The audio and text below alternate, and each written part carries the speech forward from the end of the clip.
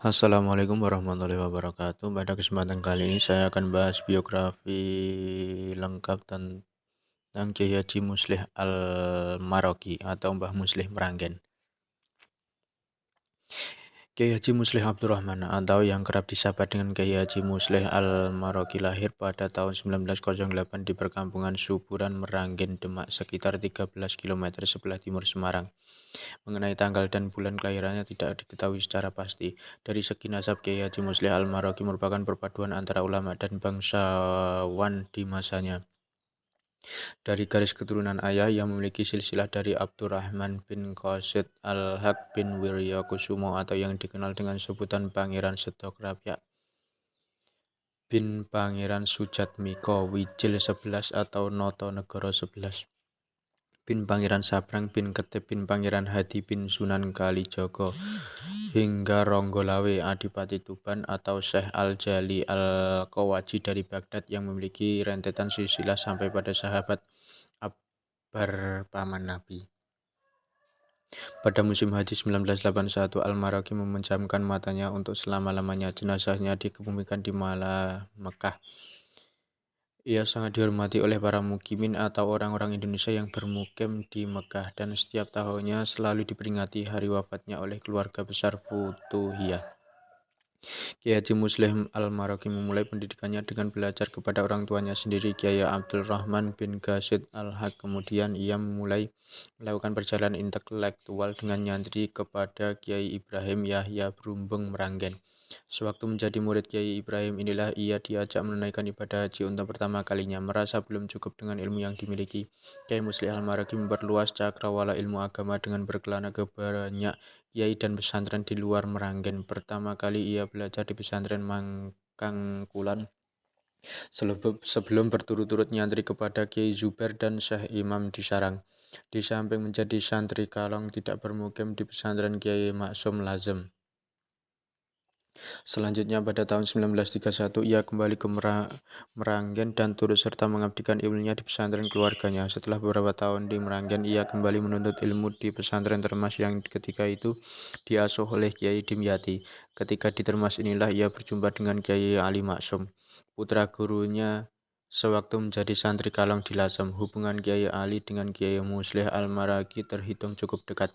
Sewaktu Kiai Ali menjadi kepala madrasah di Termas, Kiai Muslih Al-Maroki diminta menggantikan tugasnya untuk mengajar ilmu Nahwu Alfiyah Ibnu Malik. Konon ketika Kiai Muslih Al-Maroki diminta mengajar kitab Alfiyah, ia sempat pucat pasi. Maklumlah, baru pertama kalinya ia dituntut mengajarkan materi pelajaran sementara ia sendiri sedang dalam proses mendalaminya.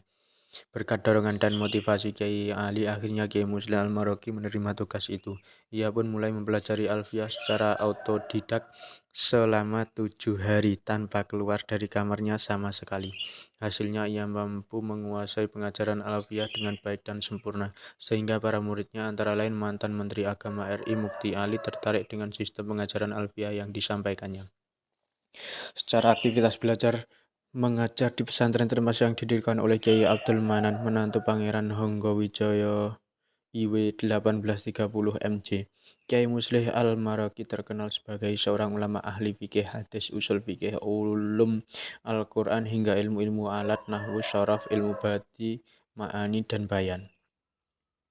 Bagi Kiai Muslih Al-Maroki, pesantren Termas memang sangat berarti dalam karir intelektualnya. Ia pun sangat tertarik dengan modal pengembangan pendidikan di pesantren Termas sehingga membuatnya terinspirasi untuk menjadikan pesantren Futuhiyah seperti pesantren Termas. Sedangkan selangkah demi selangkah, Kiai Muslih Al-Maroki mulai mengembangkan pesantren Futuhiyah yang sempat vakum sewaktu dipimpin Kiai Usman kakak dan Kiai Muradi adik. Pesantren Futuhiyah pun kemudian dikembangkan layaknya pesantren Termas, yaitu antara tahun 1936-1981. Mula-mula Kiai Muslih Al-Maroki mendirikan Madrasah Ibtidaiyah 1936. Kemudian secara perlahan namun pasti didirikan pula Madrasah Sanawiyah, Madrasah Aliyah, Fakultas Syariah UNU, hingga sekolah-sekolah umum seperti SLTP 1975 dan SMU. Baru setelah kemerdekaan, Kiai Muslih Al-Maroki bisa leluasa mengembangkan pesantren Futuhiyah selama menjaga Pengasuh pesantren Futuhiyah 1939-1981, ia tercatat sebagai manajer pendidikan yang brilian. Ini terbukti dari keahliannya mengelola pesantren Futuhiyah dengan model Trisula. Satu sisi ia mengembangkan pendidikan formal di pesantren, di sisi lain ia mengembangkan pesantren tradisional sekaligus pengajian tarekat. Dalam persepsi Kiai Muslih Al-Maraki, penyelenggaraan pola pendidikan madrasah maupun sekolah-sekolah formal, bahkan perguruan tinggi perlu dikembangkan di pesantren dalam rangka membekali sisi duniawi para santri. Dalam konteks ini, Kiai Muslih Al-Maraki adalah sosok ulama progresif karena ia berani tampil terdepan di antara kiai-kiai pesantren lain dengan memotori berdirinya perguruan tinggi Fakultas Syariah UNUS, sekarang IIWS, di lingkungan pesantren Futuhiyah. Keputusan ini tentu saja sangat brilian mengingat awal tahun 1980 hanya beberapa pesantren besar yang memiliki perguruan tinggi. Walaupun Kiai Muslih Al-Maraki tergolong ulama progresif, tapi ia memiliki komitmen tinggi untuk mempertahankan tradisi. Ini terbukti di tengah hiruk-pikuk dan rutinitas proses pembelajaran di pendidikan formal. Kiai Muslih Al-Maraki tetap mengajarkan kitab-kitab kuning dan mengembangkan tarekat Qadariyah wa Naqsabandiyah di pesantrennya. Bahkan untuk menambah wawasan keislamannya, ia juga menyempatkan diri belajar kepada Syekh Yasin Al-Fadani di sela-sela menjalankan ibadah haji. Di samping itu, sebagai salah satu bentuk komitmen Kiai Muslih Al-Maraki dalam mempertahankan tradisi, setiap santri yang lulus madrasah aliyah diharuskan sudah hafal alfiyah. Itulah sebabnya pesantren Futuhiyah juga dikenal sebagai pesantren alat dengan menitik beratkan penguasaan ilmu alat nahwu dan sorof. Sisi menarik pribadi Kiai Muslih Al-Maraki adalah kejelian dan ketelitian dalam mengajar dan berkarya. Ia dikenal sangat tekun membaca dengan keahlian khusus membaca sekaligus memberi makna gandol kitab-kitab Arab yang dipelajarinya. Hampir semua kitab-kitab koleksi Kiai Muslih Al-Maraki, terutama yang diajarkan kepada santrinya, selalu bermakna gandol. Ada alasan tertentu mengapa Kiai Muslih Al-Maraki selalu membiasakan memberi makna gandol terlebih dahulu kitab yang akan dibaca dan diajarkan kepada para santri. Pertama, dalam rangka menghindari salah paham para santri terhadap pesan tertulis pengarang kitab. Karena dengan terlebih dahulu memaknai gandol secara tidak langsung, seorang telah mendalami dan mampu memahami secara utuh maksud pengarang. Kedua, untuk berjaga-jaga di saat sibuk atau pada usia senja, karena rutinitas kerja dan usia tua sangat mempengaruhi tingkat pemahaman dan pemaknaan teks Arab gandul. Sedari awal, Kiai Muslih Al-Maraki mengembangkan pesantren bukan dalam rangka transformasi santri menjadi kiai semata. Ia mengerti kebutuhan hidup yang tentu saja menyita waktu. Pada gilirannya akan menjauhkan para santri dari kitab kuning. Karena itu, agar santri tetap bisa membaca dan mempelajari kitab kuning, keberadaan makna gandol sangat dibutuhkan untuk menunjang pemahaman meskipun lama tidak belajar. Kendati demikian, kesuksesan itu bukan berarti tanpa rintangan dan hambatan. Pada saat ia sedang mulai berkonsentrasi mengembangkan pesantren Futuhiyah, kondisi sosial dan politik di Meranggen yang terletak tidak jauh dari Semarang sedang berkecamuk, sehingga kurang kondusif untuk melakukan kegiatan pendidikan. Secara umum, catatan tentang riwayat hidup Kiai Muslih memang tidak sebanyak catatan para ulama sezamannya seperti Kiai Ali Maksum Krapyak Yogyakarta, Kiai Musta'in Romli, Kiai Ahmad Siddiq, dan sebagainya.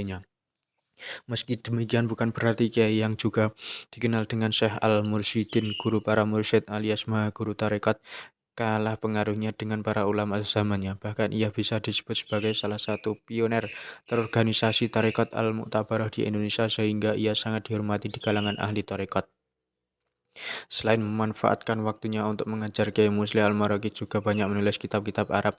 Ia merupakan sosok ulama yang cukup produktif menulis, dengan bukti peninggalan 4 karya utamanya yang ditulis selama masa kurun kepemimpinan sebagai pengasuh pesantren Futuhiyah 1936-1981. Pertama, kitab Hidayah Al-Widan yang berisi kurang lebih 100 bait tentang ilmu nahwu. Kitab ini sekarang lebih populer dengan nama Sulam As-Sibyin, yang notabene terjemahan dari Hidayah Al-Wildan, ditulis oleh menantunya Kiai Muhammad Ridwan.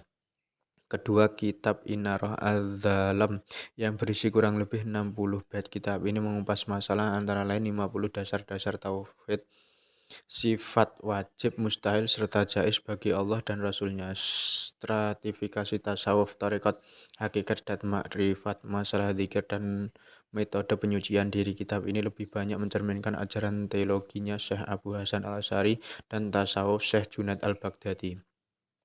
Ketiga kitab Wasdil Wusul Al-Abdu ila Maulah Bisyarah Nail At-Tadzali min Ailah, berisi 25 bait tentang masalah membuka pintu Tuhan.